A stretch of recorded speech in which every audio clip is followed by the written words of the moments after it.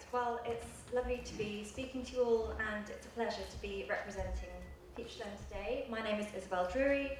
I'm a partnership manager at FutureLearn, and we are a social learning platform.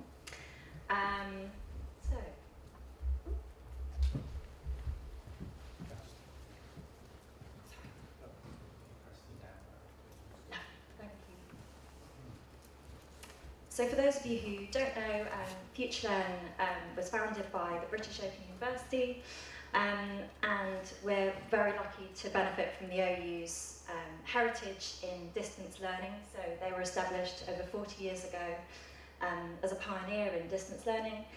And we partner with over 100 world universities, arts organisations, charities. And I'm very pleased to be speaking to you today about some case studies from our MOOCs. So to just give you a flavour of the high-level data, since 2013 we've accrued 15 million course sign-ups, and we have over 6 million registered learners from over 200 countries. And although we're a UK company, we've now got a very diverse learnership, so we have over 2/3 of our learners come from outside the UK. And although we offer courses in a wide range of topics today, I'm going to pick a few case studies from our courses that cover topics in cultural heritage. So please do feel free to browse our site and have a look at some of the courses that we have on offer. So I hope that today I'll give you a flavour of the opportunities that MOOCs can bring in this area. So my first example comes from the University of Leicester, who produced this course on looking at the future of the museums. And it also involved partnerships with the Liverpool Museum institution. And this is a lovely example because it helps give access to museum education for those who might just have a passing interest. And over 4 runs, it's accrued about 24,000 enrolments, so there's been a huge appetite for this sort of learning material.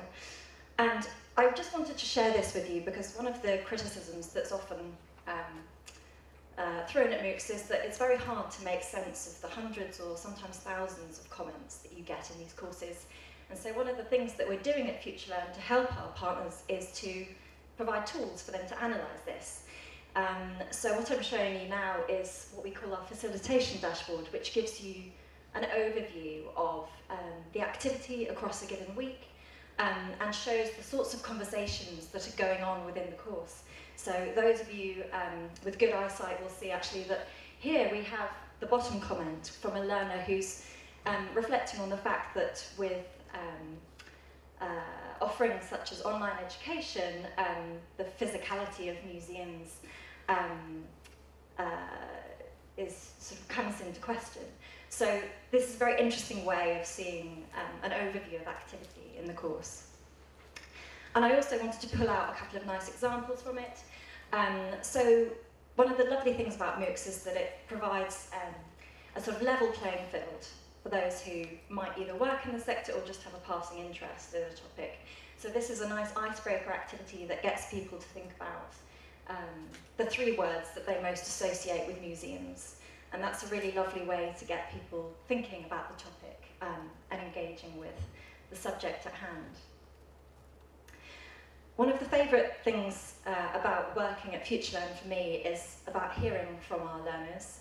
So we run a Tumblr blog called Learner Stories, where we interview some of our learners. So this is an example, a lady called Carolina who works as a lecturer in museums, and we spoke to her about how the course had helped her professionally and how it had been useful for her in terms of fitting in with a hectic work schedule. So I'll share the link afterwards, and I do encourage you to have a look at some of the stories of our learners. My second example comes from the University of KO, and I know that there's going to be a talk about this a little bit later. But I did just want to share a Japanese example. So we have about 50,000 enrolments from Japan on FutureLearn. And this was our first course from a Japanese partner. And KO have gone on to produce 2 more courses. This has been extraordinarily popular for a course that is quite niche. So it's had over 20,000 enrolments over 3 runs. And it's a really beautiful course that makes use of audiovisual materials to showcase Japanese rare books. And again, I thought I'd show you inside the course to give you a flavour of what's on offer. So one of the opening activities is for learners to go around their house and find the oldest book that they can find wherever they're working, to take a picture of it and to share what they found, to have a think about the type, the images, and how the book was produced. And we get lots of learners who participate in this and share. So this is a lovely way of making the most out of that global community that's studying together on the course. And it's also important to highlight that MOOCs are a wonderful showcase for a university. So it really allows learners who might be learning from the other side of the globe to have a glimpse inside the universities or the buildings that the course comes from. So this is a lovely quote from a lady in Indonesia who's saying that seeing the book collection gives me goosebumps. It's amazing.